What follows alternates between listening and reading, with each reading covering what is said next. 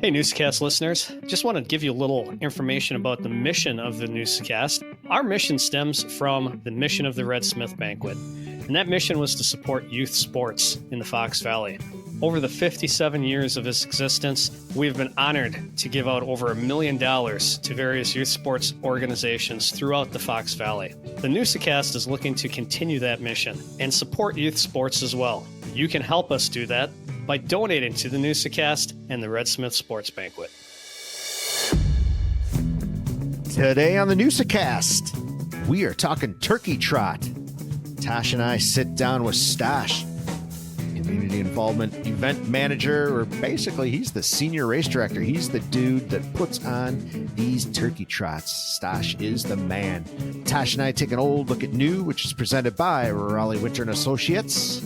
Our Red Smith Banquet throwback, Dick Bennett, no better basketball coach on the defensive end of the floor at least. And then Tosh and I end the show with a little It's Forgotten and I'm Never Forgetting. So what do you say, folks? Let's get this show on the road. The cool thing too is that there's something for everybody. It's not supposed to be intimidating. So that's why we do a 2-mile walk. We do a 2-mile fun run, a timed 5-mile run. There's not a lot of events that allow dogs at it. So yeah, we try to incorporate everybody in the family.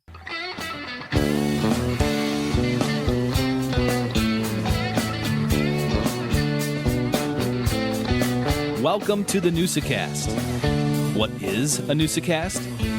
It's where we bring local folk stories to life through conversation.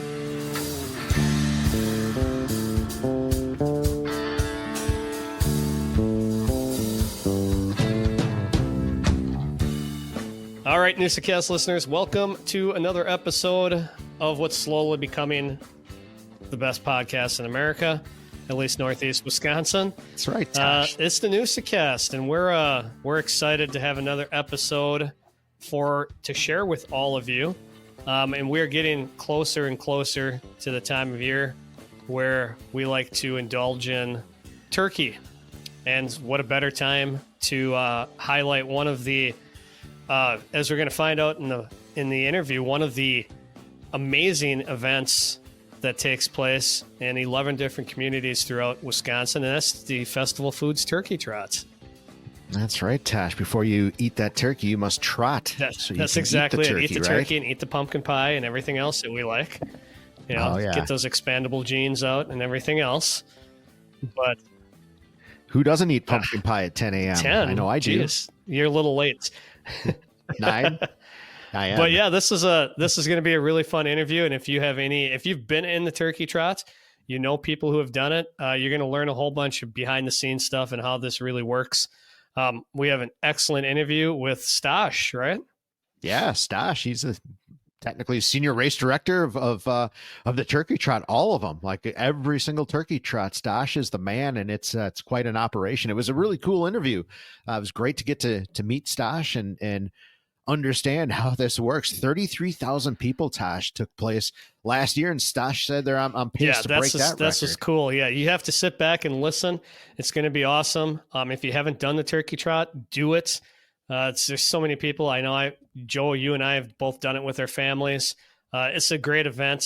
I can't say anything negative about it. It's just awesome. And it helps our community, which, what we all want to do is have stronger communities, and Festival is right behind all of us doing that. And just think, Tosh, if 33,000 people hit like and subscribe to our podcast, there you go. That's community, right? That's community at its core. That would be an awesome community, and I would love to see that. Even if half, a quarter, an eighth of that would be even just as good. But we haven't connected here for a little bit. We missed an episode last week. I should say, just honestly, life just gets in the way, Tosh. Right. And we've talked about this, but you started a new job, and I'm coming to find out. I had no idea your job is insane, and it literally never stops. And I've talked about, my job being a letter carrier, and we just got done with political season. So we got super busy, and honestly just have not had time to do one last week and put this one together. So you're right, Tosh. How you doing? And just to that point, we'd obviously want to give you not something that's half-assed. We want to give you a somewhat decent product, Right. at least the best product that we can. And we apologize to maybe those couple of loyal listeners we have, but we're gonna yes, Mr. Eckes, we're right? gonna get back at this here and make sure we start getting some good interviews for you again. And maybe we focus a little bit more on the community like we did tonight with this podcast with Stosh and the Turkey Trot. But we have a lot to offer in Northeast Wisconsin, and we're going to keep hitting away and getting to meet the cool people that we get to do.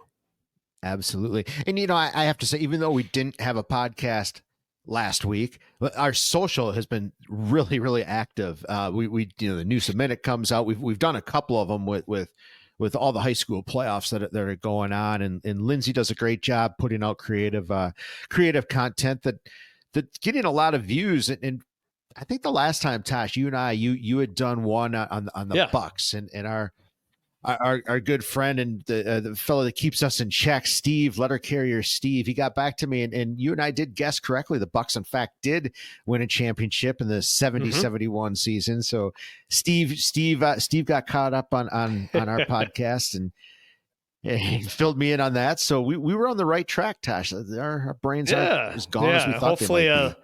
Speaking of the Bucks, hopefully they can turn it around. It's been a little bit of a slow start to their season this year, but whenever you have the amazing Giannis and Dame, and I hope that they can turn it around. And it's early, so hopefully they have a good run this year as well. Yeah, absolutely. I haven't watched a game yet, Tosh. I forgot it was basketball. It's all season, seasons but, right now except baseball. Baseball's done, but football, hockey, basketball. Isn't there soccer going on yet too? As always. Yeah, I think so. At least, something in Europe. Yeah, I think they're playing over there. And you're right. It's all seasons and high school season for sure, right? I mean, it's the only team surviving. So level 4 is tomorrow, Friday night, or the day this comes out. There'll be a high school game. The only team left standing in our area is Wrightstown. I've got a couple up in Green Bay, Bayport, and West Appear also are in it. We're big Green Bay guys, so they're part of our area as well. But the powerhouse is, Kimberly, Nina, Kaukauna. They all, that Kaukauna West Appear game, that was a heck of a game. Yeah. Get out. I think Bayport plays at Titan Stadium. I think that's their neutral site. I believe so. Close. Get to watch some good football there. And, with all the football going around, we just had state volleyball. Had some local teams, Appleton North. Yeah. They made it to state. They didn't go as well as they had hoped, but just to get there, that's huge. We had Manitowoc Lutheran girls winning the state championship this year, which is great. Good for them. Yeah, congrats. But now we are moving through the championship season, and we're starting the winter sports season. Yeah. So hockey starts this week. We had hockey, girls basketball, and boys swimming and diving start. Next week, we have wrestling and boys basketball start their seasons. So, so we just keep rolling into another season. We say it. I mean, everybody says it, but boy, does time fly, doesn't it? Winter sports are starting. Thanksgiving's right around the corner. It's incredible. We're recording this on the 13th. Today is National Signing Day, and I just want to shout out Xavier Mitchell from Oshkosh North signed his letter of intent with Iowa State for basketball. Oh, yeah. So that was tonight after school. So big shout out to him. Looking forward to watching him play a little basketball this season. So that should be pretty cool. How is Oshkosh North going to look this year? You know what? They traditionally have a good basketball program. And I would assume with Xavier playing, they're going to have a good program again this year as well. So yeah, you're right. Oshkosh North really does they're strong in basketball. Yeah. So that should be fun. Yeah. I look forward to getting some games in the Appleton area, and obviously probably supervising some games in the at Oshkosh North as well. So that should all be good. And I know the box lacrosse season has been going around. Construct has been having teams, and, shout out to Construct. Summer tryouts are already December 1st. So Yeah, that's weird how that works. Yeah. But it's good. That's a great league. Yep. It's really the only opportunity to play box. I wish the season was a little bit longer for the boys, but it is what it is. And I know the Construct actually, I think, kind of took it to a next level. They have a nice presence on social. They've got, I like the way they kind of broke up the teams maybe a little bit more. This year, it just seems a little nice and clean, Tosh, as the boys say, I think.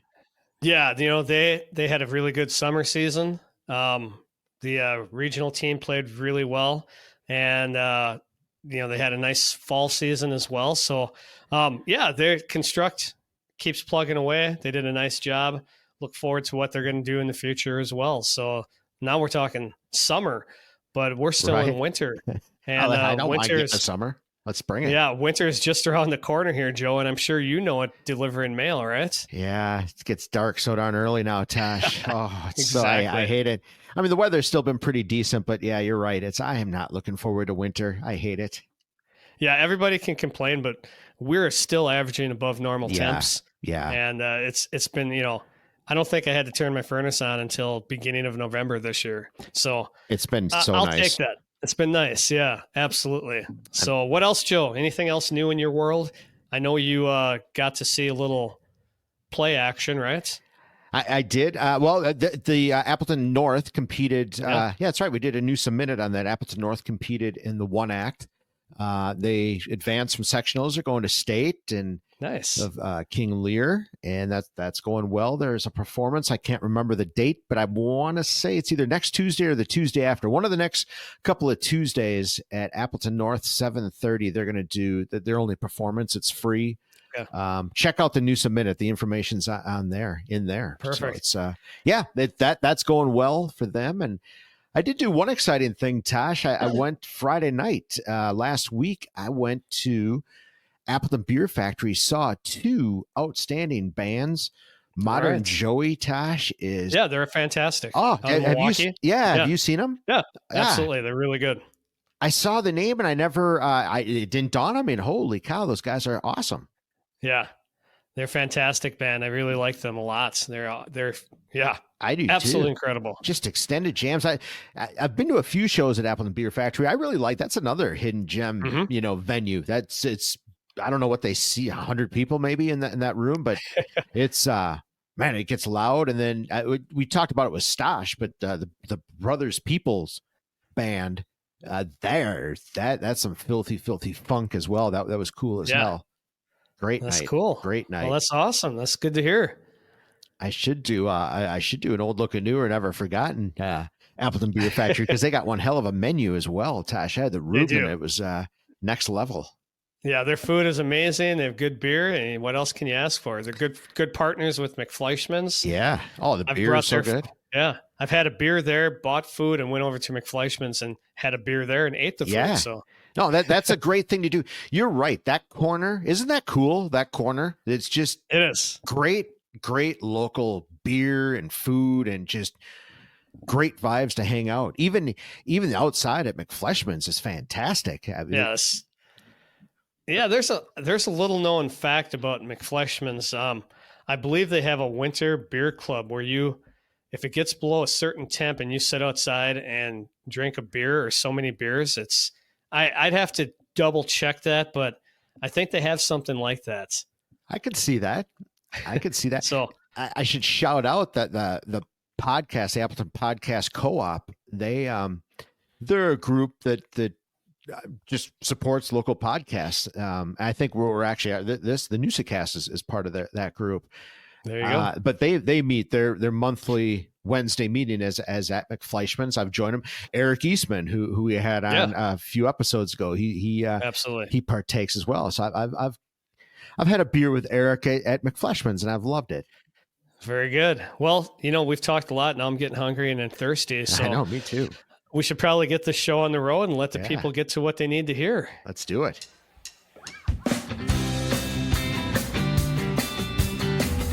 It's that time again, once again, for an old look at new, brought to you by Raleigh Winter and Associates, celebrating 55 years. Did you know that in 1962, an Appleton junior high school teacher with a strong work ethic started a residential realty company. His name, Raleigh Winter.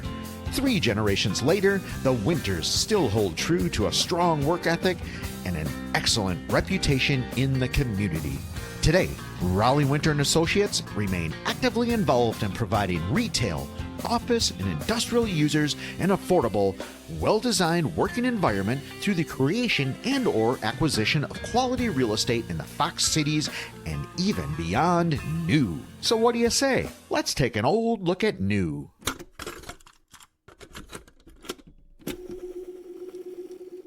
All right, Newsa-Cast listeners, it's time for that look at history. Yeah, we're going to take a look at what's going on in Joe's mind. Joe, what are you looking at for an old look at new today? You sure you want to go there, Tosh? If people really want to look in this mind? I don't know. Sometimes I don't want to look in this mind. But I am going to a place that I have yet to. I've never gone to this place, Tosh. I learned about it literally tonight, but I knew it needed to go into an old look at new because this is a new venue that opened in 2021. It's the Epic Event Center up in Green Bay, and it's the festival, guys. Mark Scroggin, he loves live music and wanted to build an absolute epic venue for live music, and he did just that. I mean, 2,100 people, that's a lot of people. The sight lines are awesome. Acoustics are incredible. They have a 72-foot bar, but the place it's built for live music. And Stosh was telling us that from a band standpoint, they've got showers, they've got all the amenities, rooms, beds, anything that you want for a band coming in off the road. They take care of these guys. It's the same story that the Mile of Music folks talk about. Just take care of the artists, and they're going to put on an incredible show and keep coming back. Absolutely. But yeah, the Epic Event Center up in Green Bay. It's real close to the mall up in kind of Ashwaubenon off of Holmgren, and it's definitely epic, and it's not old, but I'm old, and we're looking at something new, Tosh, and it's there you go. It's epic. So it's a nice twist there, Joe. Yeah, there we go, Tosh. It's way to late. tie it together. It's late. It's late. How about you, Tosh? What are you taking a look at? Well, in a roundabout way, this kind of has a little bit to do with music as well. But I'm going to go to November 10th of 1975, and on that date, one of the most famous shipwrecks, probably the most famous shipwreck in Lake Superior in the Great Lakes history happened, and that was the Edmund Fitzgerald. It sank, and a year, all 29 of the crew members lost their lives, unfortunately. But Gordon Lightfoot's recorded a popular song, The Wreck of the Edmund Fitzgerald, about a year later. Yeah. And that became a pretty famous song about that shipwreck. I listen to that song once a year on that date, Tosh. That exact, I did it a couple of weeks ago. There you go. Or a couple of days ago, I should say. Yeah, it was only a few days ago, right. 3 days ago. So yeah, that's an old look at new. I mean, maybe a lot of people don't remember that. And if you don't, go listen to that song. And if you haven't, go check out some of the writings on the Edmund Fitzgerald and that. Lake Superior is a rough lake. It creates its own weather. It's amazing. It's huge. And that was one of the largest ships that did the Great Lakes, and I think it was built in the 1950s. So it was a massive, massive ship. And so what did I say? November 10th, 1975. Yeah, I love it. Windy day that day. Very, very windy. Yeah. All right. Who's the sponsor by, Joe? Hey, Tosh. It's going to be Raleigh Winter and Associates. We always appreciate them supporting the Newsa-Cast and an old look at new.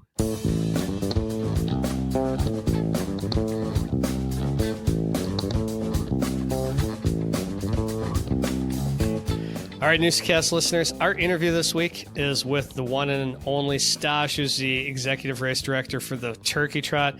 The Turkey Trot. Everybody in this area knows the Turkey Trot. It's been going on for 17 years. They do a ton of community involvement, and it's just a great event for families. So Joe and I, we got to sit here and have a nice talk with them. So you when you say you're the senior race director, that's all the races, right? All 11 locations. That's you. Yes. Yeah. Yeah. Yeah. God dang, Yeah. that's a big job. Yeah. It's an all year type of job, but I enjoy it. It's just a good vibe. I love being in part of events and races and things like that. So to sit down and organize it all year round, and we got a great team too. So don't just think it's just me. Yeah. But I kind of lead the troops. That's for sure. How big is your staff? Well, it's so team. Festival Foods Turkey Trot is technically a nonprofit. It's separate from Festival Foods, but our community involvement department for Festival Foods. So there's 7 of us. We're all on what we call our Turkey Trot core team. And then we also hire out a social media manager, and that's third party. And then also 2 operations people. So basically there's 10 of us on a core team that kind of organize, take lead on specific things. And I kind of lead all of that. So how long have you been doing this? Let's see. I've been at Festival Foods for coming about 9.5 years. Okay. So at Festival Foods, I've worked on a turkey trot those 9.5 years. But before I was at Festival Foods, I worked the Green Bay event probably for 3 years, just because we pay people daily rates just to come out and help Monday, Tuesday, Wednesday, Thursday of race week. So I was that guy. So I'd say probably in capacity of like 15 years. Wow. Have you always been, because I love events. Yeah, it's just kind of something I think that's sort of ingrained in your blood, maybe. Is that something, have you always kind of had that? Have you always wanted to just lead events, be involved in? No. Or is this something you just stumble into?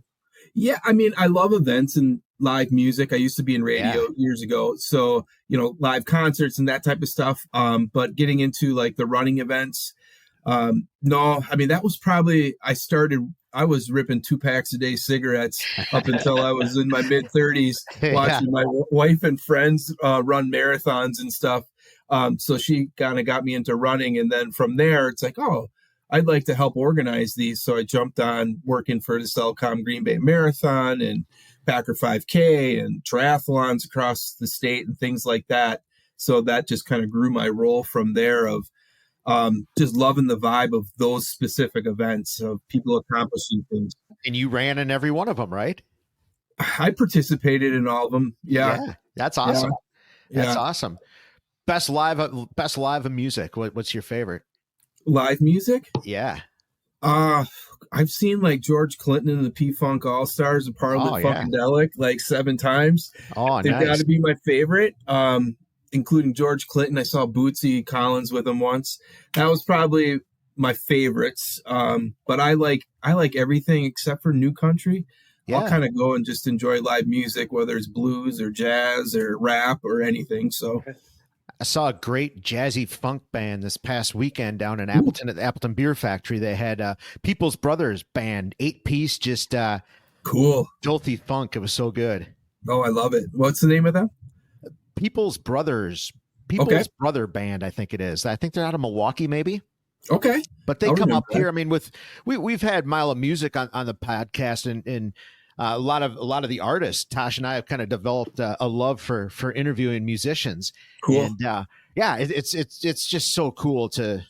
There's nothing better than live music. I mean, I grew up loving sports, but I honestly think I like live music. Might be my favorite thing ever. Yeah, it gets you through a lot, doesn't it? I mean, no doubt. Organizing a turkey trots and stuff while I'm sitting in the warehouse by myself.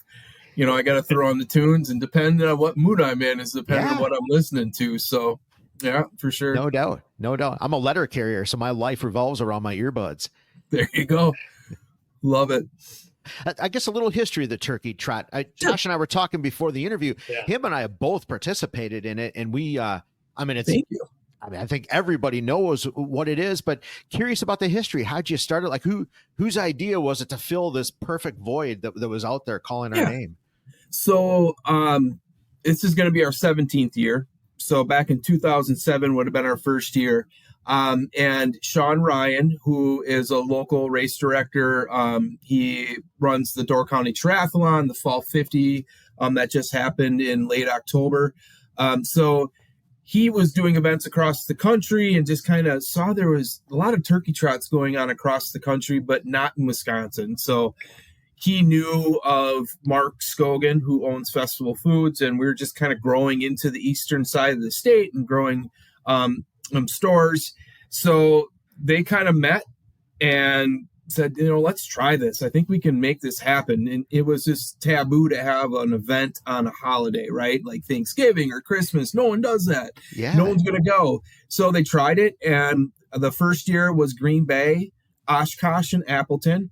And it was very successful. So from there, it was just, okay, this works. Now, whenever we have Festival Foods in a community, it kind of grew across the state. So we added in the last couple of years, Stevens Point. We purchased the store in Stevens Point.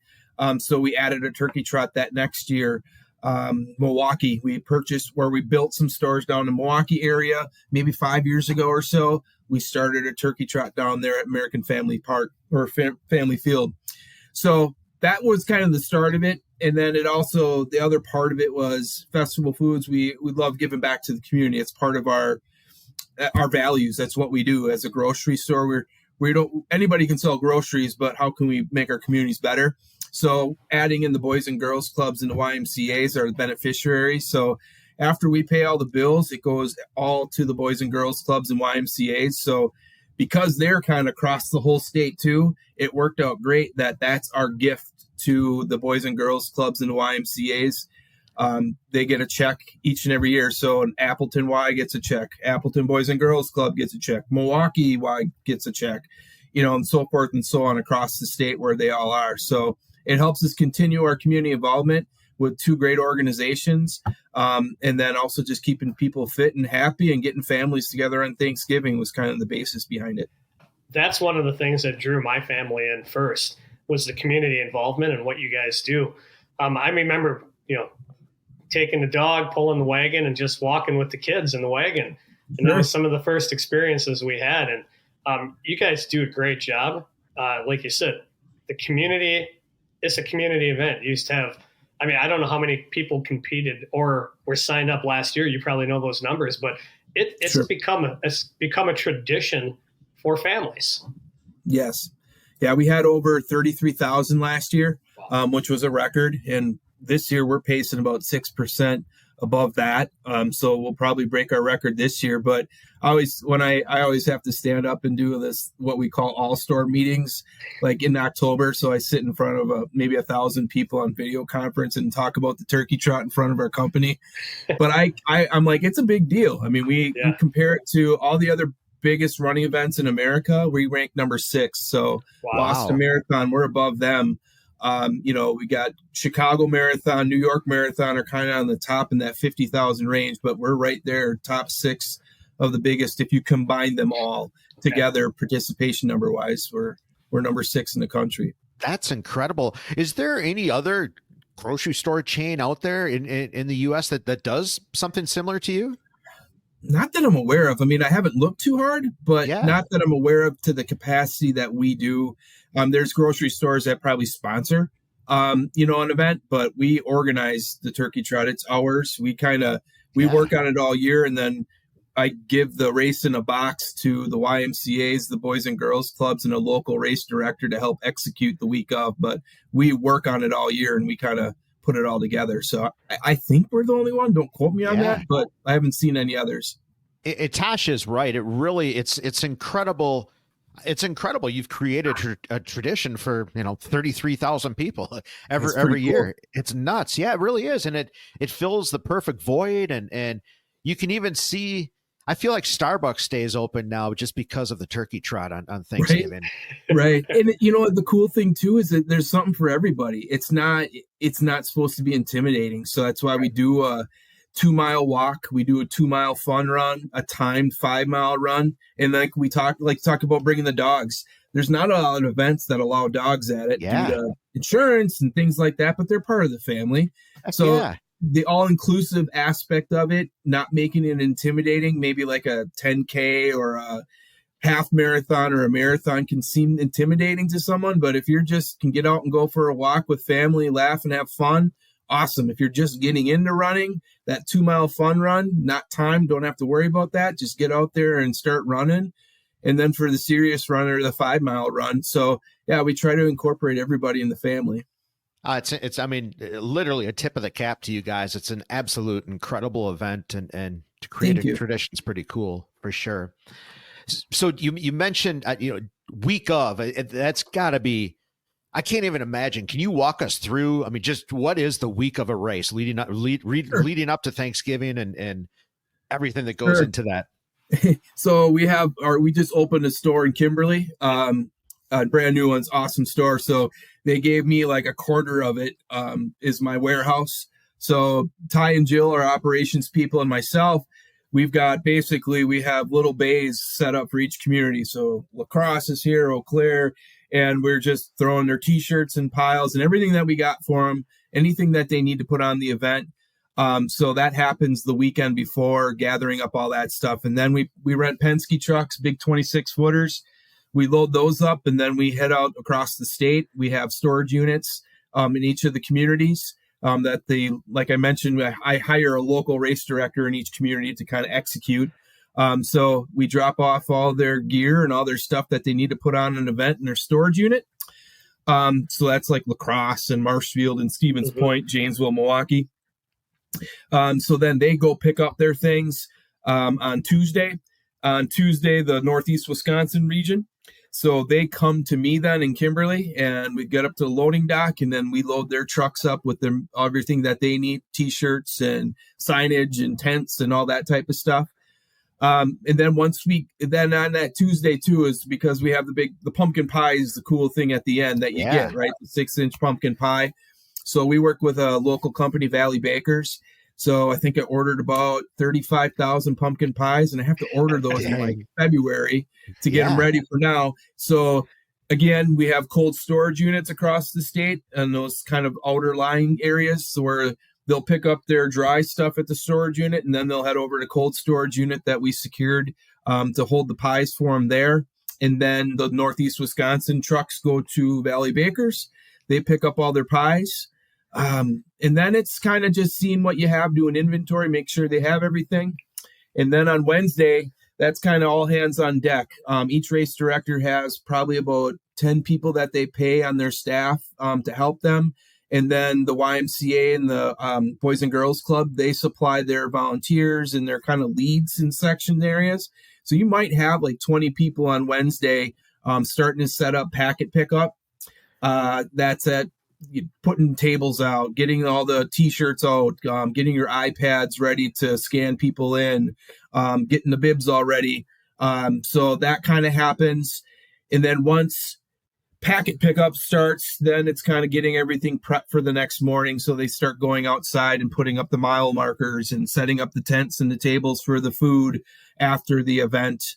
And then also we do have food and things that they'll have to go to a festival food store in their area, pick up bananas and bottled water and gallon jugs of water to bring to the event. And then, packet pickup on Wednesday, we goes from 2 till 6. And once they're done at 6, they kind of tear down a little bit and then get up early, probably Thursday morning, get up in probably like 5 a.m. and then head to the location. Packet pickup starts up at 6:30 a.m. again. And then race is at 8 o'clock. So it's basically getting everybody to the start line, making sure that we don't have any stragglers, because we do have to be done by a certain time. Sure. But yeah, I mean, in that whole process, we got about 150, depending on the size of the community, 125 to 150 volunteers that help us execute then too. Okay. So you have your 20 people that kind of are leads in positions, but then you fill the gaps with volunteers and get them trained up to work areas and all that. So it's a whirlwind. It's kind of like organized chaos, I guess you would say. But I'm lucky to have a great team. Our local race directors, of the 11, we only have one new one this year, Abby in Eau Claire. She works with the Eau Claire Marathon, but she's been rocking it. But the rest of the race directors have been there 3, 4, 5, 6 years. So they're veterans. They know what's going on. They're great leaders in their community. So yeah, they execute without a breath. They were there to problem solve and do their job. So that's awesome. It makes you look good. Yeah, they have to work hard to do that. But yeah, the volunteers you had mentioned, Do they come back year after year? I mean, is it become a thing for them as well? Yeah, we talk about having, getting tradition out for your family and doing the event as a participant, but there's a lot of volunteers that that's their tradition is they come out and they're going to work packet pickup with their daughter or, their friends, they're going to do packet pickup volunteering. So they come back each and every year. It's fun to look at those stats and see who comes back every year. And there's a lot of them that do. I know it's really hard to find volunteers. We had, I'm thinking back to a conversation we had with Jennifer Stefani from downtown Appleton Incorporated. And she was talking, because they do, like the Thursday night music and the farmers market. And she also has that same thing where a core group of volunteers come back. It's their event to work. It's just, you're right. Mm-hmm. The neighbor ladies or families or whoever, they get together and that's their thing. And that's really neat to hear and see. Yeah, you have to prioritize the volunteers too, just as much as you prioritize the participant. Because we didn't have them, we couldn't execute the event, and we couldn't put on a great event. So we talk about it. I go to conferences for the running industry every year, and when we all meet up as race directors across the country, we're all having that issue of volunteers and getting volunteers. So what can we do differently? And I think it's just treating them just like your family, when you come in and it's not just putting them to work. It's making sure they have all the materials that they need to get their job done. It's training them right. So they know what's going on. They're confident in what they're doing. Little pizza and donuts and all those type of things. We even do like Packer ticket giveaways. So any volunteers that sign up for a shift, we do random drawings at the end of Thanksgiving, and we send some of them to our Festival Foods MVP deck to see a Packer game. So it's treating them just as well as we do the guests or our participants. So, geez, Stosh, I might have to sign up myself. There you go. One of the things that you mentioned, and I think something that people are very happy to get, are the T-shirts. And your T-shirts there are people who, they probably have 17 years worth of T-shirts and they love them. Yeah. So do you have a designer? Do you have people who work on that too and come up with new designs and different things for each year? Yeah. Actually, I just in this off season, had this lady, she was missing only 2 shirts. And she wanted to make us a quilt. So I found the 2 shirts she was missing and she made us this cool quilt. She lives in shops at her Darboy store. But anyways, so what we do is we have a graphic designer. So we're kind of under our sister company, like the Green Bay Rockers and Epic. Sure. Mark, kind of our owner, owns those. So we kind of work all together. So we use the Rockers. There's a graphic designer there. Oh yeah. Just to get someone that's outside of festival to think Turkey Trot, bring ideas. So what we do every year is we just pay her here's our boomer mascot, the turkey. Here you go. And she just comes up with probably 3 or 4 different ideas every year. And then our core team that I mentioned earlier, we sit down and we just kind of vote on which ones we like, or, hey, we like this one and this one. Can we combine it? And she comes up with the sayings and the way it looks. And then, we're off and running then. And that usually happens in that March timeframe as well. Because I got to order the shirts in March too. So, and then the color, we just rely on the general public. So we'll do social media. We'll pick 3 colors that we can get from our vendors. And then we put those up and have general public vote. So then when people are mad about the color, hey, it wasn't me, it was you all. You picked it. We have a graphic designer from the Green Bay Rockers that does all that for us the last couple of years. I feel like you've never repeated a color, but have you repeated a color? Oh, not that I'm aware of. I do have the list. Of every year. We haven't repeated yet, but we're getting pretty close to going tie-dye. There you go. That's probably the last option, if not bright pink or something like that, which isn't out of the realm either. So I think we're getting there. I do have a list though. Yes. Of all of them. Yeah, that's awesome. And Boomer's the turkey name. Is that his official name? Yes. Boomer the turkey.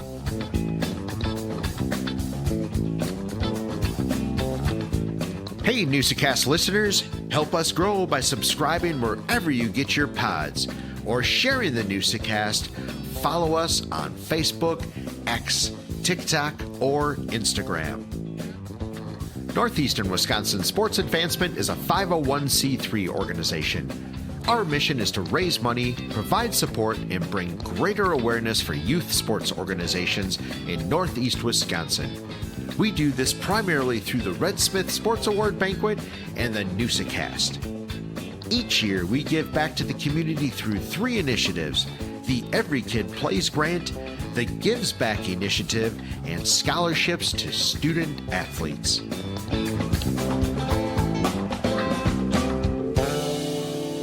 You know, you're thinking, I mean, you've been doing this for a long time, and what do you see as your growth in the coming years? I mean, you're up to 33,000. That's huge. 11 cities. What's your growth look like? Well, no, I just kind of finalized. We just opened a store in Hudson, Wisconsin, last week or 2 weeks ago. So I've been working ahead of time the last 6 months on bringing a Turkey Trot to Hudson in 2025. So met with public safety, met with the city there, met with the YMCA, and they're all like, yep, we need this event. We want it. So then I did some interviewing, hired a race director, a great lady named Mary. She runs a event company on that side of the state and in Minnesota area, over there. So yeah, so that anywhere we start Festival Foods, like a brand new location, we're always looking to do that. So is it going to be a successful event? I do my due diligence of what other events are in the area. Is it going to be beneficial? So yeah, that growth is there, but there's pockets right now, that we don't have a Turkey Trot, like down in the Kenosha, Mount Pleasant, Summers area. We have 4 stores down there. We don't have one down there yet. Sheboygan, we don't have one. Kind of the Wisconsin Dells area, we've got stores in Baraboo and Portage, that we think we could draw from. So there's a little pockets here. And the reason why we don't have them now is because there's Turkey Trots there already. So we don't want to be the big bad guy to come in and just take over, compete against someone that's already having a successful event that's raising money for a charity. So we've kind of just wait for them to, if they're done, hey, we'll come in and we'll help support the charities that they are supporting. And then we'll bring in the Boys and Girls Clubs in the Y too and make it a Festival Foods Turkey Trot. So the growth definitely is there. And we're ready for it. Like I said, I have such a great team that we know what it takes to grow, but also grow successfully, not kind of bite off more than we can chew. When you go in, does the race director kind of who maps out the course? How do you determine the route? I work with them on that. So I know routes and I know kind of my vision of where I want something to be. You packet pickup, it has to be a certain size room for how many, if it's a 5,000 person event that we're projecting, we need a pretty big room for that. Then we need parking, and then we need routes that the city's going to allow us to do. So I work with the local race director. Then they know the city inside and out. I have my vision on what the Festival Foods Turkey Trot route should be. And then we kind of work together then and kind of create those 2-mile routes, the 5-mile routes. And then I'm here to support them. So whatever they need from me, I'm helping them. So I'll make trips across the state and meet with people, meet with, public safety with them and just get them going until they're comfortable with what they're doing. But I'm just there to support them. How do you, that very first day, does your vision unfold? You're driving to Hudson, and do you drive through the city kind of, and just kind of get a feel for does the vision kind of unfold that way for you as far as setting a new one? I think it's just driving, where would I like to run, So when I'm driving through the city, I just kind of roam around and just see what's there. Hudson, obviously it's like right on the river, beautiful downtown. And so that one kind of pops in my head, but then that doesn't have a lot of parking downtown. So can we still get people here parking? Because you don't want people to come down to a beautiful area, but they're getting there and they have nowhere to park. So then they're upset, not a good event, not happy. So there's those type of things that you have to look at. But driving around and then finding if there are other events, 5Ks and things like that in the area. Where are they doing their routes? Not to copy them, because I'd rather do a different route so people can experience something different. So yeah, a lot goes into it, but just basically driving around and then sitting down with that local race director once we hire them and just see what's the best way to do, what's the best routes we can do. That's got to be a pretty fun day, isn't it? Or an enjoyable part of the job, I would think. Yeah, for sure. Learning different communities is awesome. Yeah. Yeah, but you got to start from the beginning too and make sure that the community accepts it, because I've been a part of events where the event just happens, the marathon happens, and the community's not really behind it. It's more of a nuisance than it is. Oh yeah. Shutting down roads and people get upset, which is right. Yeah, it makes sense. But I have it on the other flip side of it where the community's really behind the event. They love the event. They don't mind roads being shut. They come out and cheer people on, those type of things. So you kind of have to treat it with kid gloves and get the community involved from day one when you're kind of putting those things together. So relying on a lot of people in the community too, not just myself and the race director, people that live in the community that are in the running world, or, they'll kind of give you ideas too. So you kind of take their ideas and mold it into what you need to make it happen. Is that the number one complaint, road closure? I think so.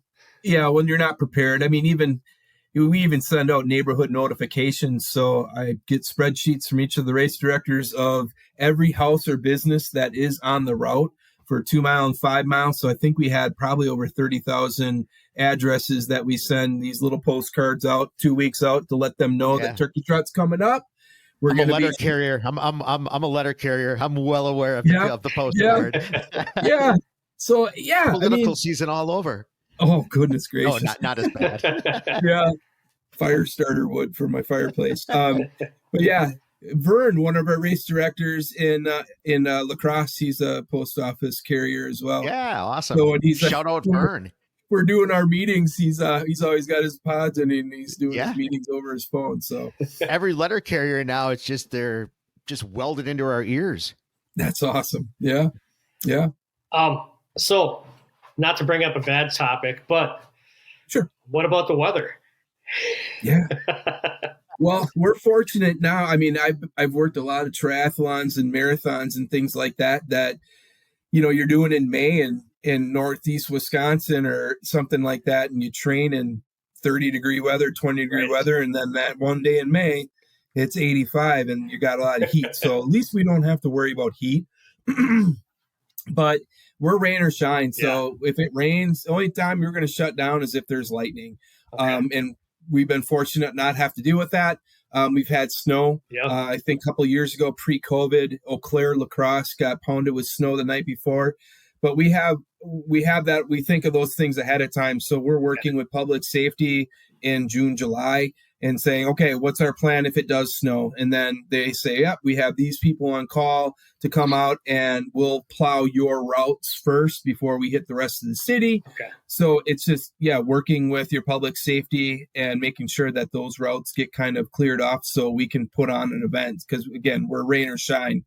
We're raising money for Boys and Girls Clubs and Ys. So we're going to make it happen either way. And we're going to make it safe for you as well and make sure we cover our bases with public safety. Yeah, I just think like the permit process, that's got to be, I can't even imagine how many permits you have to take out. Yeah. It's not as bad as you think. I mean, the communities are all behind it. So, it's usually the meetings that you have with public safety when you have them in summer. They're like, hey, are we doing the same as always? Yep. Okay. Get your paperwork in, sign, and you move forward. But some things do happen. That's why you got to hit it early, because then they'll know about construction and maybe part of your route that we might have to adjust for 1 year. So we meet with them early for those type of things. And when that happens, it can get kind of some bumps in the road, but you problem solve and you work around it. So, with the Packer game being a home Packer game this year, an evening game at home on Thanksgiving, we have everything down by Lambeau. We're like, oh no, what are we going to do? We met with public safety as soon as that schedule came out, and they're like, no problem, we're going to make it happen. We had to adjust some things with the Packers because we normally had it at the Johnsonville tailgate. our packet pickup, but we can't use that anymore. So we have to use the atrium, and then we have to move somewhere else on Thursday morning. So yeah, the permit process and working with some of these organizations, you got to get on it early. And some of those things, there will be wrenches thrown into the mix every once in a while. But again, when you got a great team, you put your heads together, you problem solve, and you still make it happen. So right. Is the Green Bay event, is that still going to be in Lambeau, around Lambeau? Yeah. Is that the same? Okay. Yeah. We moved to packet pickup to the atrium. Sure. On Wednesday, and then we move on Thursday. We can't be in the atrium anywhere, so we moved to the Green Bay Distillery, which is on Holmgren Way there. Yeah. Mike over there, he's just said, use my area. Not paying for it or anything. He just let us use the area. So thank God for him to kind of pick up the slack for us to do packet pickup there on Thursday morning, and then the events all kind of are on Holmgren Way, the start lines, 5 mile and 2 mile right there. So it worked out well. A little bit more work on our end on Wednesday night because we'll have to completely tear down packet pickup and move it to a different location. But we got volunteers and we got great staff to make that happen. So one year we'll make it happen and go back to normal next year. Yeah. Where are you on Thanksgiving? Where are you stationed? Yeah, I kind of, I was in Appleton last year on Northeast Wisconsin. So what I'll do is I'll head down on Tuesday night of race week down to Janesville, sleep overnight, and I'll hit up Janesville right away in the morning, check in with them, make sure they're doing good. Then I'll drive to La Crosse, check in with Vern and Greg there, our race directors, make sure they're doing good, put out any fires if I need to. Then I'll head over to Stevens Point. Then I'll head to Marshfield, and then I'll end my day in Eau Claire with Abby, our new race director, and then wake up Thursday morning with Abby in Eau Claire and just support her in whatever she needs being her first year. And you do that all in the big cart, right? Yeah, right. Yeah. Oh yeah, the big cart. Yeah, I got to go drive that around tomorrow, actually. Yeah. So it's fun. I mean, we have these cool radios. They're on cellular. They're walkie-talkies, but we've got channels that I could talk to any race director across the state at any time, nice. Wednesday and Thursday. So it keeps our communication lines open. And again, the support system for them is there. They need to problem solve and need some more heads. They just get on the walkie-talkie and talk to myself and the rest of the people on the core team and solve problems together. This sounds like, I mean, you love it. I mean, you can tell the way you're talking and explaining everything. Did you ever think that you'd be doing something like this? No, not at all. I thought I loved, like in high school, I wanted to be in radio and then worked in radio for 15 years. Yeah. So I wanted to be on air, and then I wasn't allowed by a live mic. So thank God I'm doing good now. I'm not swearing or anything. But no, once I started running and participating in events and getting healthy, then it kind of the light bulb clicked of, I just love being around these people, whether it's volunteers or the people participating. And then I like participating in events, but I feel like my give back is to put on an event like ours, to get people going in that journey. That's why I started. I did the Turkey Trot the first year. Turkey Trot was my first ever event. I walked it again, still smoking cigarettes probably. And now, I've done probably 20 marathons. I've done an Ironman. I've done ultra runs and things like that. But the Turkey Trot started that for me. So it's kind of my give back. And I just love seeing the smiles on people's faces and conversations that they're having. And then, seeing them do the Bell and Run 10K in summer, see that progression with some of these people that I see at all the events I work across the year. It's pretty cool. So you talk about other events. I mean, we obviously spent all our time talking about the Turkey Trot, but festival, I feel like, is always just in the neighborhood doing something event-wise, sponsoring something. What else does what else do you guys do? What other events are you doing? Yeah, I mean, as our community involvement team, like today we had our department meeting and there was 15 requests that we discussed as a team to see what we could do to support. So yeah, I mean, it's not just running, and we do a lot of marathons and running events because those seem to be a lot of fundraising events for some nonprofits, supplying food for the finish line, bottled water. But so that kind of fits like our healthy lifestyle genre of where we give. But then, youth mentoring is huge. So Big Brothers, Big Sisters, Boys and Girls Club, part of the Turkey Trot. There's some CASA. There's a lot of different youth mentoring programs out there that are doing really good work across the state. Feeling that, I do Big Brothers, Big Sisters, and just knowing that if you can change one kid to get them in the right direction, you're doing a lot of good work, and you can affect not just the child, but their family too, that's seeing that they're doing good. So kind of that type of thing.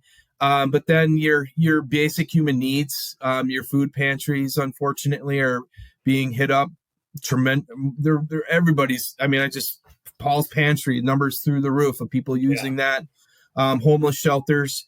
But then, we want to spread the wealth too. We don't want to forget about the arts and theaters and concerts and things like that. And, going to the Green Bay Rockers, the Northwoods League baseball teams. They're for profit, but not too many events out there that you can take a family to on a Wednesday night in summer, cheap ticket, hot dogs and brats are reasonably priced, and you can have fun with the family. So that family friendly type events like that, and fireworks. We love putting on fireworks across the state. I think we're up to almost 30 some fireworks shows that we support across the state. We're doing anything, any nonprofit out there that needs support, send it our way. We're going to try our best to do what we need to do. As far as get in-kind, food, water, cash support. We have brat stands that people can come and raise money at our stores. There's a lot that we do, and we try to cover as much as we can because there's a lot of good people doing a lot of good work in our communities. The brat stand, and Tosh and I have both worked in the festival brat stands a couple of times. Either the Darboy one or the Northland Mall one or the Northland Avenue one. But that's a great. It's a legit fundraiser for the bazillion clubs that are out there. Right. And that's kind of our, with our budget that we spend money on, we can't support every baseball team or every baseball league because there's so many of them. So that's kind of our way to support them in another way. Hey, come out here and do these brat stands. You can raise money doing this. We don't support individual fundraisers. But what we will do is we'll talk to them and get them in touch with the umbrella, if it's a cancer benefit, well, let's get you in touch with American Cancer Society. We work with them. Here's a contact. And a lot of other cancer kind of foundations across the state. So, there's certain things that we can't do. It just doesn't make sense with how big we are as a company. But we definitely have a lot of different ways of giving back that we can. And not to forget about volunteering either. It's not all about just giving money. A lot of these nonprofits out there, they'd rather have bodies and hours and volunteers to help them get done what they need to get done too. So we really push that with our associates across the state too, and find volunteer opportunities for them and get them in there to help these nonprofits. The other spot too that's kind of near and dear is the high school concession stand. You guys, I know you do Appleton North for sure. Yes. I can't remember. I've seen you at a lot of other high schools where you give them a pretty significant discount on the meat and give them an opportunity to really make some money in those stands. Yes. Yeah. That's across the state too. Anytime we can get in a concession stand and get some product in there, it doesn't have to be all of our products, but if we can feature something and help you with some costs that's a no-brainer for us for sure. You mentioned Iron. You still do Ironmans, but what's your workout routine? Is that part of your life still, or running? I did it in 2016, and I don't think I've touched my bike since. I was so mad at it. Oh yeah. No, my wife probably gets mad at me sometimes, but she's a huge support system. But she's a very fast runner. Or was qualifying for Boston and things like that. But wow. I'm not fast. I like going as far as I can. So I've made my way. My goal is to run a 100-mile race. I've been thinking about that for like 5 or 6 years. So I've been kind of working my way up there. A couple of years ago, I ran like 5 marathons in like 2 months. Then I did a 50K and I did 100K last year. And then now I'm going to do 100 next year. So I'm taking a break right now to let my body kind of rest, but I'll probably hit it up right around Turkey Trot time and make my way into next year, October, and run 100 miles, hopefully. Wow. Man, that's cool. What a goal. What a challenge. Yeah, it's different. It's a different, you talk about a different vibe from a turkey trot, and then you go to like an ultra event where it's probably 300 people on a trail.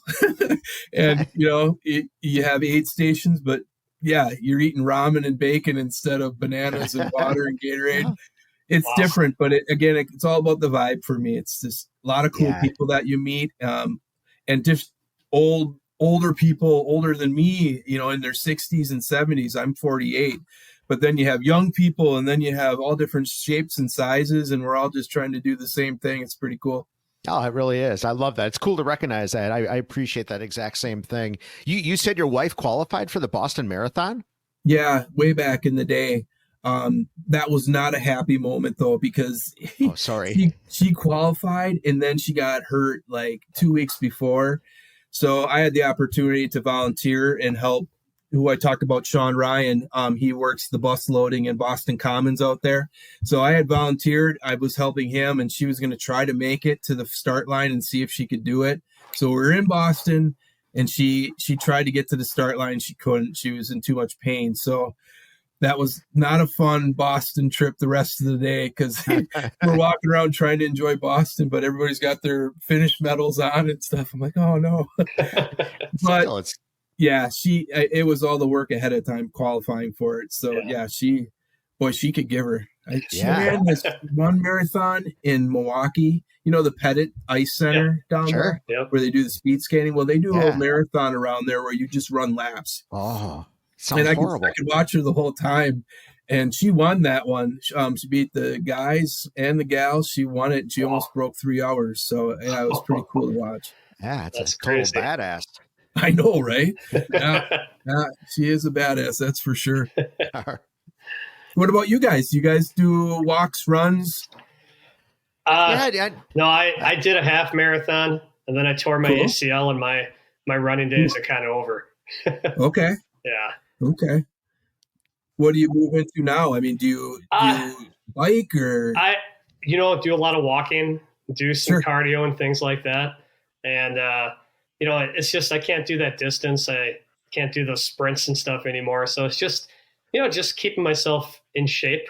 And, that's about it right now. I have a 19 and a 15-year-old boys. And, so they keep me active as well. Make sure I get out in the woods and, get some walking and stuff like that, be out in nature. So love it.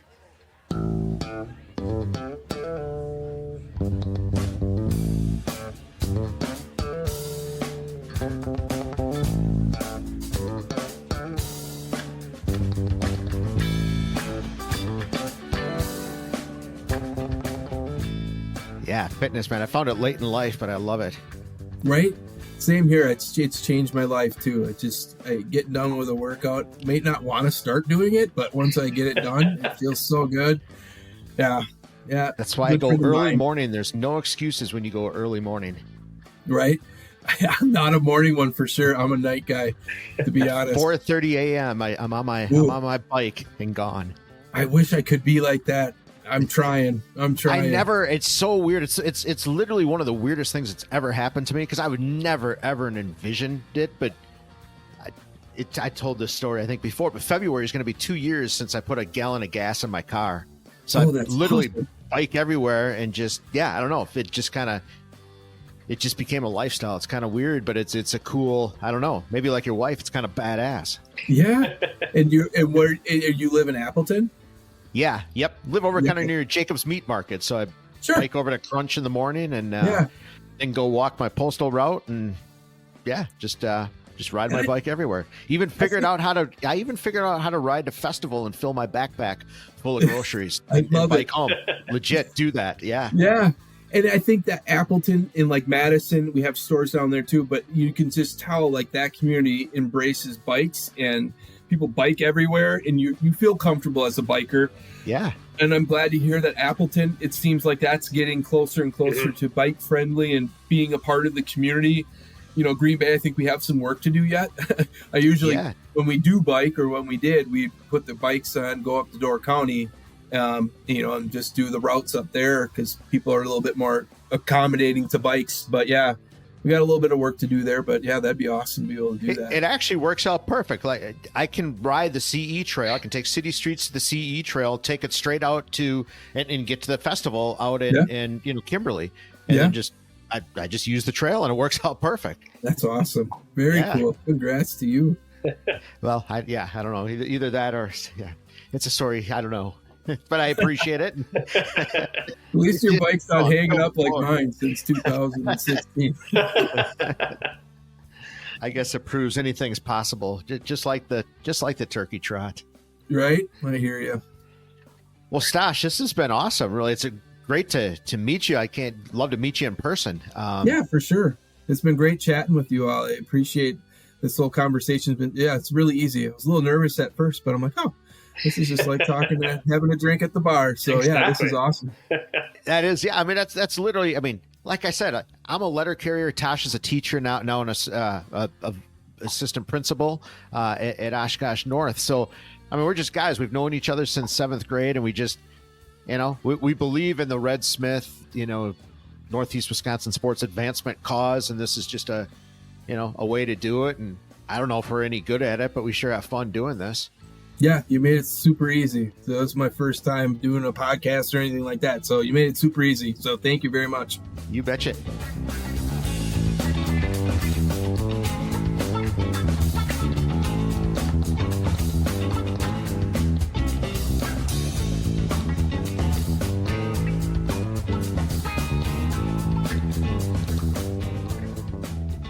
All right, Newsa-Cast listeners, welcome to the one and only Red Smith Sports Awards Banquet Throwback. This week, we're bringing you the one and the only Dick Bennett from 2002.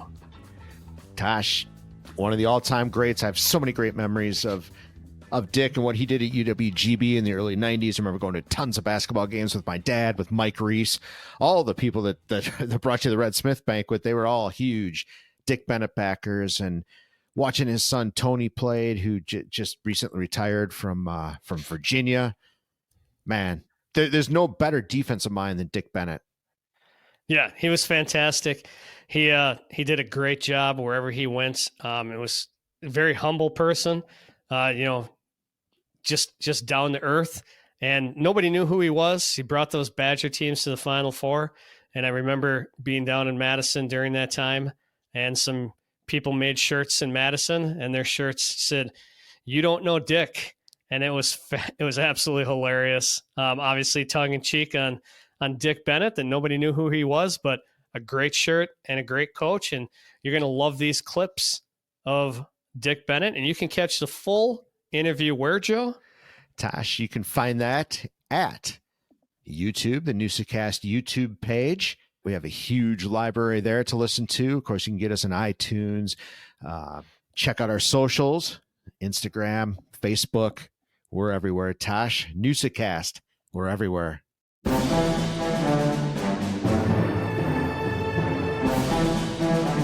Red Smith Sports Awards Banquet Throwback.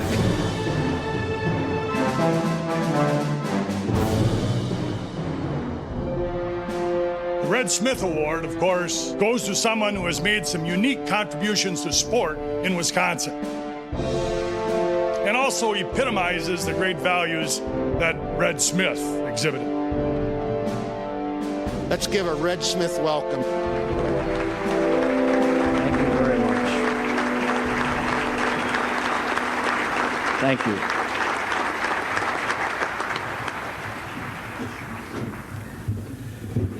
First of all, I want to thank Tony for not including the Michigan State games that year.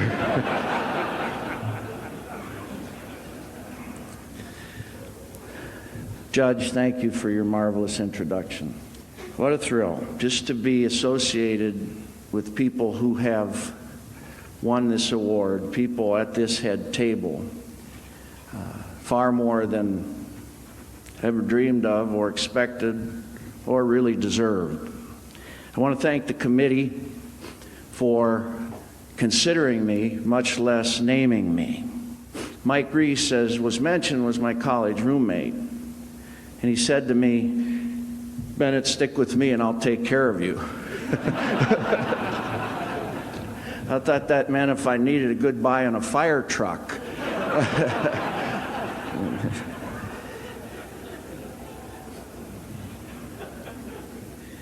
I don't know, Mike, if everyone's going to agree with your influence on this one, but they're probably Marquette fans anyhow. I couldn't thank a committee without thinking of Danny Ornstein. Those of us who knew him, and many of you knew him much better than I, will always hold a forever green memory of Danny. You know, there have been so many who have helped me as I began to think of possibly naming people. I realized if I did that, it would be unfair to the countless ones I would miss. But I think all of us need someone to affirm us at various times of our lives. They need to fan the flame, if there is one there, maybe to light it, but never to douse it.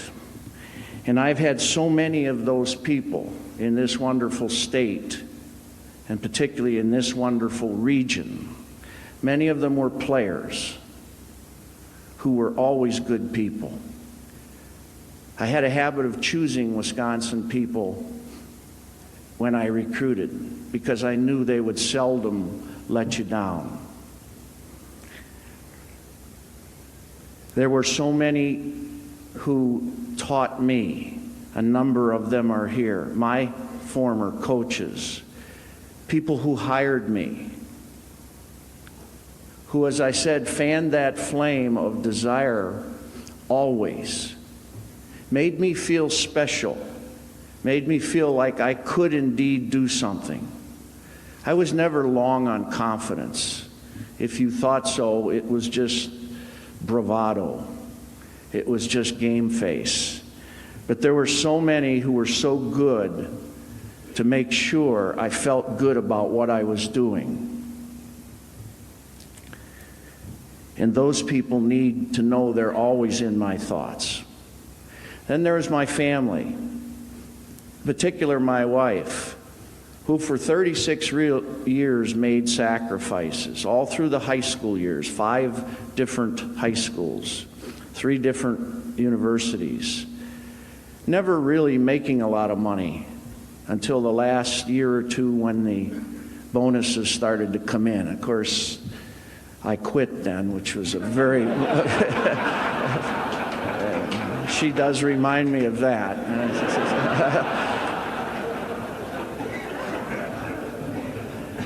She raised the kids. I was too on fire for my job. I needed to be at clinics. I needed to work camps. I needed to be sitting at the footsteps of the so-called masters. I needed to learn. I was hungry. I was like a sponge, and she took care of everything at home. I wish I had been a better father, but she basically raised those kids. I have remained thankful to this day that I was led into the coaching field because there is, in my opinion, no better classroom than the sports arena. I mean, when you think about what really matters, you think about stuff like teamwork and second effort and accepting roles and coming back tough and accepting defeat and winning humbly. Those are the things that matter. And in academic classrooms, you can write them on the board and you can define them. But in the sports arena, you have to live them. And the privilege of coaching is that you teach that stuff every day in the most exciting atmosphere that is possible. I miss that perhaps more than anything else. perhaps next to the association with the young men.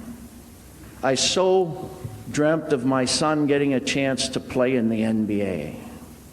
I thought if he worked, if he approached it properly, if he did things the right way, stayed tough mentally, he would get that chance. And he did for 3 years. His injuries cut his career short.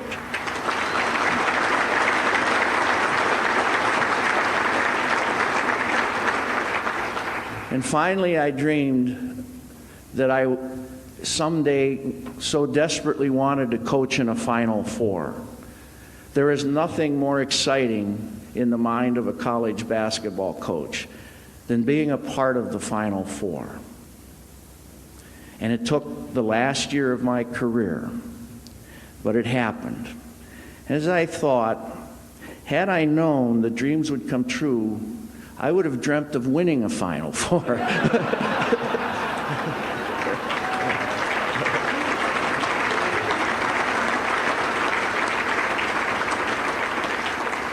And so all along, I felt the hand of God guiding me, a guy who knew his limitations, who never gave me more than I could handle at one time, who kept me where I was safe and gave me a chance to touch the divine.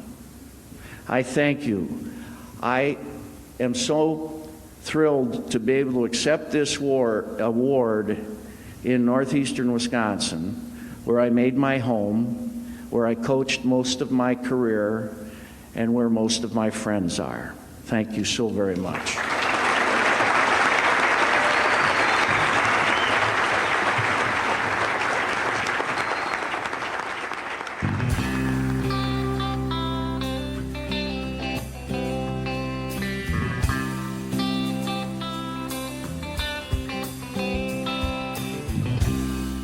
All right, Tosh, great to hear from Dick Bennett as we start college basketball season's kicking off. It's appropriate to have Dick Bennett. Hope you folks enjoyed it. Remember to go to our YouTube page, the Newsa-Cast, can't talk, Tosh, the Newsa-Cast YouTube page. We've got a huge library now of everybody from Tommy Lasorda to you name it, whatever sport. I mean, there's been so many sports have been there. So spend an afternoon cruising the Newsa-Cast YouTube page. Well, Tosh, it's been one heck of an episode, but we always like to end our shows with a little "It's Forgotten and I'm Never Forgetting." So how about you, Tosh? What are you forgetting in your world? So with my new role in Oshkosh, I get to drive the lovely Highway 41 twice a day. And I'm telling you what, it's an experience. It's not bad. I don't mind the drive, but I've preached this before. Have some patience on the road, people. You're going to get there, whether it's a couple minutes early or a couple minutes later. Give yourself some time and be patient, because it is almost like a racetrack, which some days that's fun. Some days you're like, are you kidding me? But yeah, 41 is it's an interesting track for sure. And we have some fantastic drivers out there who are doing exactly what they should. And then we have some nut jobs who are swerving in and out of 3 lanes and in between cars and everything else. And just get there safe. Tosh, I like my bike, Tosh. I love my bike. I can't imagine that every day. And so they've been having road construction almost the whole time, haven't they? They're still working on stuff, aren't they? Yeah, they are, absolutely. But I think it's starting to slow down, especially with winter coming. Right. So yeah, it should be decent now. And I'm sure it'll pick up in the spring again. And we'll have a whole new set of headaches to talk about. 2 seasons, winter and road construction. There you go. Joe, enough about the roads. How about yourself? What are you forgetting this time? Yeah, it's probably even better said. Enough about political season. It's over. It's done. My brain, my body, it can rest. It's been a trek as a postal carrier. I've told you about that. It feels good on the body not have to carry all that anymore. I think, although I still feel like I have a little PSD. Is that the right phrase? Keeps. I feel like I still have to stop at every single house and drop off 10 flyers. Yeah, it's amazing the amount of money that is spent on political flyers. Yeah, we should probably just look at that and see if we can just put that into our into some pockets of people who need it, right? That's good right. citizens of the United States. Tosh, I was just thinking, you said a look inside my brain earlier. I completely screwed that one up with PSD. It's PTS. I don't know what the heck I was thinking. I was gonna let you run with that. Yeah, maybe my brain is forgotten. It's a little fried. We're recording late, so that's my excuse tonight. There you go. Absolutely. Well, Tosh, now thank goodness. I think we're all happy political season is over, and thank goodness for that until the next one. So that's forgotten. Tosh, how about you though? What do you? It's got to be something you're never going to forget. Something good. Something never forgetting is just being out in the woods during the fall season for hunting, and to be more than anything, the hunting's fine, but it's just recharging. It's nothing like being in the woods and just listening and sitting there, no phone, nothing except nature, and that's awesome to recharge the batteries. I love that, and there's just something about that I'm never going to forget. So yeah, nor should you. That's awesome. Yeah, there's nothing better. You need that. Absolutely need that. Breathe some fresh air and right. To be it's such a cool feeling to go no phone, no earbuds, nothing, and just sit and listen. Yeah, yep. I have to do that more. I have these earbuds in my head way too much. Speaking of earbuds in your head, what are you never forgetting? It's probably not appropriate, Tosh. Podcasts. I'm never forgetting podcasts because earbuds are in my head the whole time. That's all I'm listening to. Although I do listen to a lot of music, but no podcasts. I mean, obviously you and I love podcasts, and I've always felt like they've been a thing, but I think that really, I'm never going to forget. I know I just said I forgot the political election, but the one thing I'm not going to forget about this election is just the power of podcasts. No matter what side you're on, no matter what you think, you had the ability through podcasts to tailor what goes inside your head, what you're listening to. You had 100% control over that through podcasts, and that's the coolest thing ever. Is you can listen to whatever you want on whatever subject you want to through podcasts. So I'm never forgetting that. Nice. There you go. And podcast did play a big role in this election. So I think we're going to see more of that type of stuff taking place over the next, 2, 4, 8, whatever years. So it's a new medium. Yeah, for sure. I mean, why wouldn't you? I feel like you can genuinely, especially the right interviewer, I think you can really that's what you and I try to do, is just get the wholesome conversation. You don't even have to talk about politics with somebody. I prefer they talk about, what we talk about. What's your childhood life like? What how do you overcome failure? All that kind of stuff would be really cool to hear from any politician. Just absolutely. I want to get to know them on a personal level, not this BS that's just always out there. It's it just erodes the brain. But podcasts, man, that's the way to go. And just, we're never forgetting them, Tosh. We're never forgetting them. And just like this podcast, Tosh, we're never going to forget this podcast. Absolutely. Hope everybody enjoys it. And remember to like and subscribe, right, Joe? Like and subscribe, Tosh. Like and subscribe. Newsa-Cast, YouTube, iTunes, Spotify. Like and subscribe it all, Tosh. All right. Always a hoot.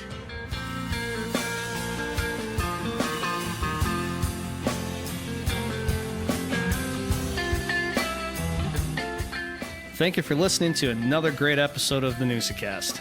We'd really appreciate it if you hit up our social pages, subscribe, like, follow, and don't be afraid to engage. Head over to our YouTube channel to get exclusive content like the full interviews and speeches from the past Red Smith banquets.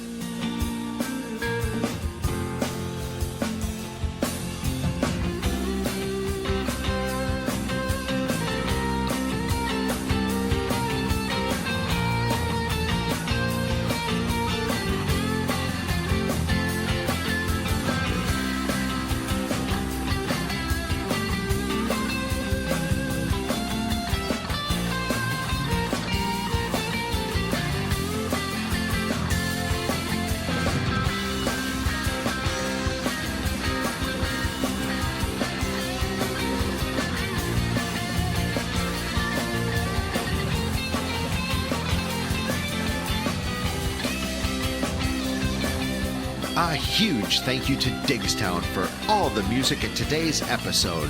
Catch a gig or find them on Spotify.